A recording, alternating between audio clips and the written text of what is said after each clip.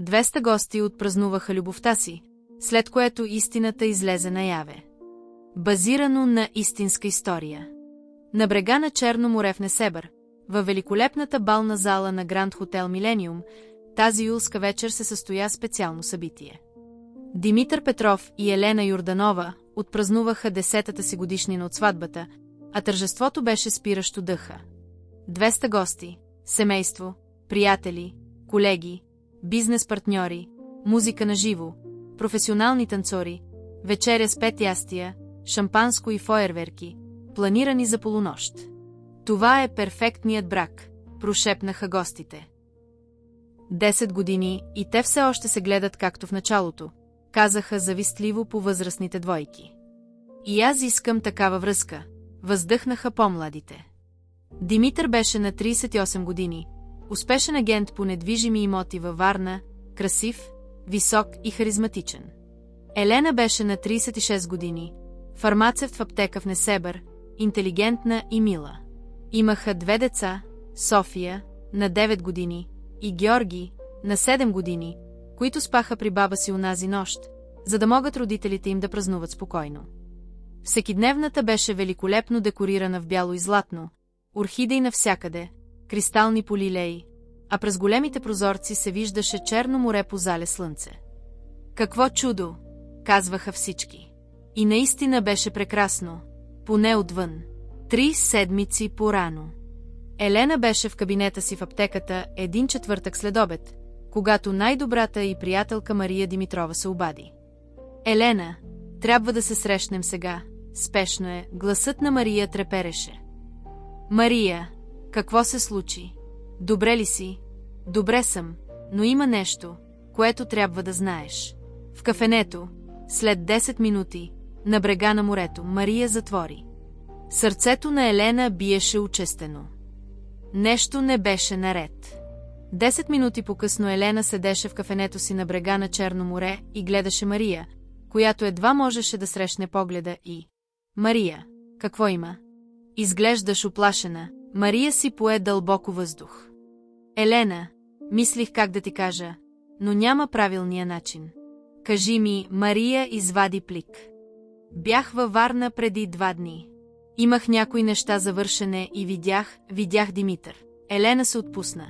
Ами, той работи там. Не беше сам. Беше с жена в ресторант Емафей и не ми се сториха колеги. Стомахът на Елена се преобърна. Какво имаш предвид? Мария отвори плика. Имаше снимки. Ръцете на Елена трепереха, докато ги вдигаше. Първата снимка. Димитър в ресторант. Седнал до млада жена, около 25 години, руса, хубава. Това е просто бизнес среща, прошепна Елена. Но следващата снимка, ръката на Димитър върху нейната. Следващата, целувка по устните. Елена изпусна снимките. Не може да бъде, много съжалявам, Елена, наистина. Елена искаше да стане, но краката и не я държаха. Тя остана седнала, втренчена в празното пространство. Кой е? Попита тя тихо. Не знам, но има още нещо. Какво? Мария извади друга снимка пред хотел. Димитър и жената влизат заедно. Следих ги. Простете ми, но трябваше да знам. Елена не плака, не крещеше, просто седеше там. От кога? Попита тя механично. Не знам, но ги видях да се гледат. Това не е нищо ново. Елена бавно събра снимките и ги сложи в чантата си. Благодаря ти, Мария. Елена, какво ще правиш? Елена вдигна поглед и Мария видя нещо различно в очите на Елена. Нещо студено, нещо опасно. Ще празнуваме годишнината от сватбата си. Какво? Прав си чула. Ще я празнуваме пред 200 гости. А после? Тогава всички ще разберат истината. Елена, има 15 дни до празниците. Ще дойдат много хора и нямам намерение да ги отменям. Напротив, Елена се усмихна, но усмивката и не беше топла. Това ще бъде ваканцията, която всички ще помнят. Елена се върна у дома същата вечер, а Димитър вече беше там, седнал на дивана и гледаш телевизия. Здравей, скъпа, каза той, ставайки да я прегърне.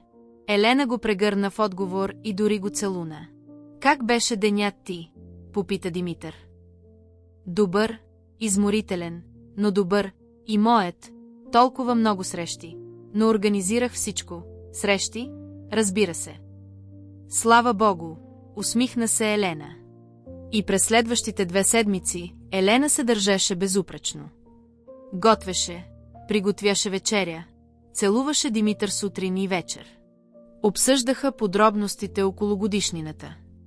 Сигурен ли си, че искаш да похарчиш всички тези пари? Попита Димитър. Абсолютно. 10 години, Димитър, това е специално. Прав си. Заслужаваме го, колко иронично. Елена отида на Цветар, координира кетеринга, уреди музикантите, сякаш нищо не се беше случило. Но през нощта, докато Димитър спеше, Елена плачеше тихо в банята, за да не я чуе никой.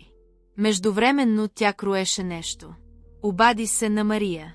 Имам нужда от помощ. От каквото и да е. Искам снимки, видеоклипове, всичко, което можеш да събереш за Димитър и тази жена. Елена, сигурна ли си, че наистина искаш това? Посигурна съм от всичко в живота си. Мария наела частен детектив, Иван Стоянов, най-добрият във Варна. Седмица по-късно Иван се върнал с цялата информация. Казва се Ива Василева, на 27 години е и е рецепционистка в хотел във Варна. С Димитър са заедно от 6 месеца. 6 месеца, прошепнала Елена. Има още, казал Иван. Димитър и плаща наема, 1000 лева на месец, а освен това и е купил и кола. Опел Астра, очите на Елена се разширили. Откъде взема тези пари? Иван извадил някакви документи. От общата ви сметка. Не забелязала ли си? Повярвах му, поправила се Елена. Съжалявам, казал Иван. Не е важно. Просто благодаря. Елена взела плика. Снимки, видеоклипове, банкови извлечения, съобщения, всички доказателства, от които се нуждаеше. Големият ден, 19 юли. Големият ден. Елена се събуди рано. Димитър все още спеше до нея. Елена го наблюдаваше.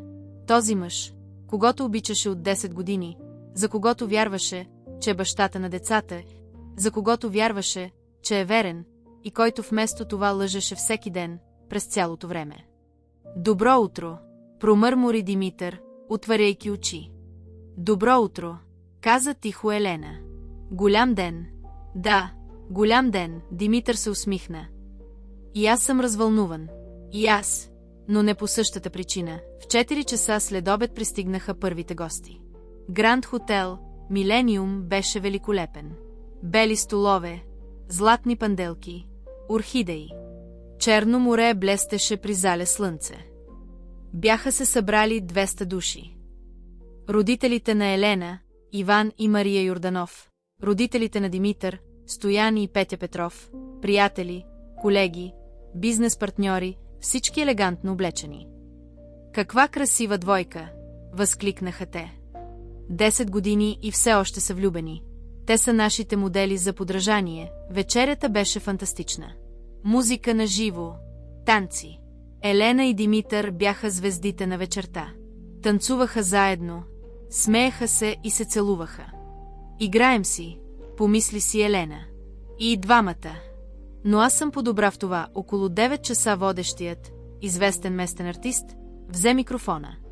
Дами и господа, моля, обърнете внимание, музиката заглъхна. Тази вечер празнуваме 10-та годишнина от сватбата на една наистина специална двойка, Димитър Петров и Елена Йорданова. Избухнаха ентусиазирани аплодисменти. А сега, нека помолим младоженците да кажат няколко думи. Димитър и Елена стъпиха на малката сцена. Димитър взе микрофона първи. Благодаря на всички, че дойдохте. Той започна с усмивка. 10 години. 10 прекрасни години с Елена, публиката въздъхна. Ах, Елена, ти си любовта на живота ми, майката на децата ми, най-добрата ми приятелка. Не мога да си представя живота без теб. Елена се усмихна, но вътре в нея кипеше гняв. Димитър продължи. Знам, че не съм перфектен. Знам, че правя грешки, но всеки ден се опитвам да бъда по-добър за теб, защото заслужаваш най-доброто. Още аплодисменти. Обичам те, Елена, сега и завинаги. Той подаде микрофона на Елена. Публиката чакаше мълчаливо. Елена взе микрофона и си пое дълбоко въздух. Благодаря ти, Димитър. Красиви думи, Димитър се усмихна. А сега искам всички да чуят и моите думи. Елена се обърна към публиката. Женени сме от 10 години. 10 години, през които си мислех, че познавам този мъж. Атмосферата леко се промени. Хората си разменяха погледи. Мислех, че е верен. Мислех, че е честен. Мислех, че ме обича. Лицето на Димитър се сбръчка. Елена, какво говориш? За какво? Елена не го погледна. Продължи. Но преди 3 седмици открих нещо. Нещо, което промени всичко. Шепот започна да се разпространява из публиката. Открих, че Димитър лъже. Открих, че ми изневерява. Открих, че има друга. Залата затаи дъх. Елена, извика Димитър. Какво правиш? Казвам истината. Най-накрая, Елена направи знак на Мария, която беше в дъното на залата с лаптоп. На големия проекционен екран се появи изображение. Димитър и Ива се целуваха. Залата избухна. О, Боже мой! Коя е тази жена? Димитър се опита да се затича към проектора. Изключете го. Но 2 мъже, които Елена беше предупредила предварително, го спряха. Следващо изображение. Димитър и Ива пред хотел. Следващо изображение. Държат се за ръце. Вървят. Следващо видео. Димитър и Ива в апартамент. Целуват се. Смеят се. 6 месеца. Извика Елена. Той ми изневерява с тази жена от 6 месеца. Публиката беше шокирана. Някои се изправиха, други се разплакаха. Родителите на Елена бяха съкрушени. Родителите на Димитър. Петя запуши устата си с ръка. Стоян се изправи, сякаш да се намеси, но не знаеше какво да каже. И това не е всичко, продължи Елена. На екрана се появиха банкови извлечения. Виждате ли тези цифри? Хората се взираха в екрана. Димитър плаща на тази жена 1000 лева на месец за наем, купи и кола с нашите пари. Гласът на Елена трепереше, но тя продължи.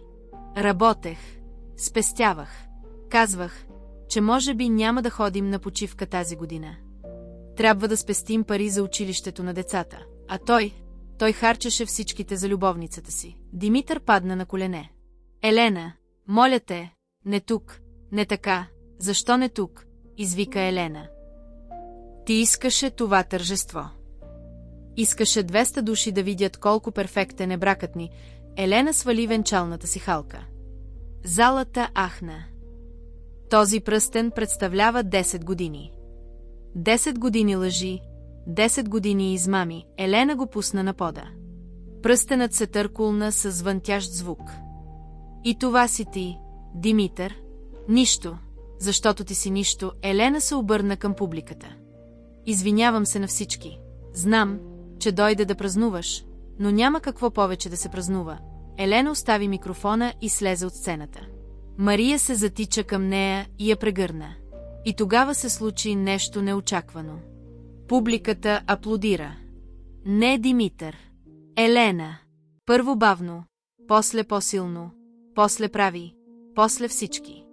Браво, Елена, постъпи правилно. Гордеем се с теб. Димитър стоеше сам на сцената, унизен, съсипан. Никой не го погледна, никой не му помогна. Дори родителите му обърнаха гръб. Дни по-късно историята се разпространи като горски пожар. Жена разобличава съпруга си на годишнината от сватбата им.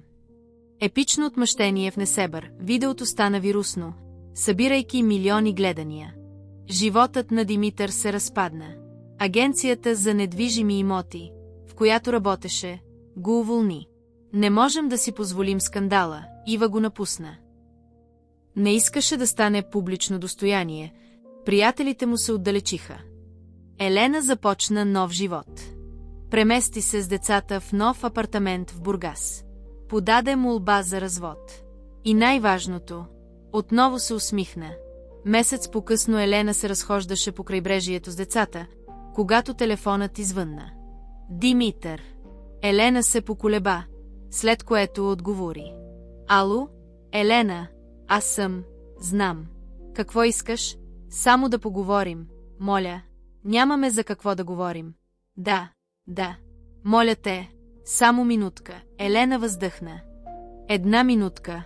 Благодаря ти, Елена. Съжалявам за всичко. Това, което направих, е непростимо, знам, и беше права. Заслужавах си всичко. Елена замълча. Просто искам да знаеш, че не съм ти ядосана. Не те обвинявам. Всъщност, благодаря ти. Благодаря ти за какво? За това, че ми показа коя съм. За това, че не ме остави да продължа да лъжа. Без теб никога нямаше да се изправя пред това, което направих. Сълзи изпълниха очите й. Димитри, знам, загубих теб и децата. И това е най-голямото наказание, по-голямо от всичко друго. Димитри, децата винаги ще бъдат твои деца. Това е нещо, което никога не губиш. Знам. И благодаря ти за това. Но с нас е свършено, знам, тишина. Довиждане, Димитри, довиждане, Елена. И благодаря ти за всичко. Елена затвори. Тя погледна София и Георги, които играеха на плажа, и се усмихна, защото знаеше, че ще успее. Тримата започваха нов живот с нова надежда. И така завърши историята на Елена. История за 10 години брак, измама, публично разобличаване и ново начало. Защото Елена не позволи на Димитри да продължи да лъже. Тя се изправи, бори се и спечели пред 200 души. И сега е свободна. Ако тази истинска история ви е докоснала, оставете мнението си в коментарите. Какво бихте направили на мястото на Елена? Дали тя не прекали с публичното разобличаване?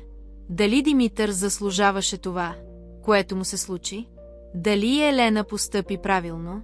Оставете коментар и споделете мислите си с нас. А ако все още не сте го направили, абонирайте се за канала, за да получавате други истински, драматични и вдъхновяващи истории, които показват силата на човешкия дух, истината и прераждането. Защото без значение колко болезнено е предателството, истината винаги триумфира. И без значение колко си разбит, винаги можеш да се изправиш. Най-голямата смелост не е да скриеш болката, а да станеш и да я кажеш на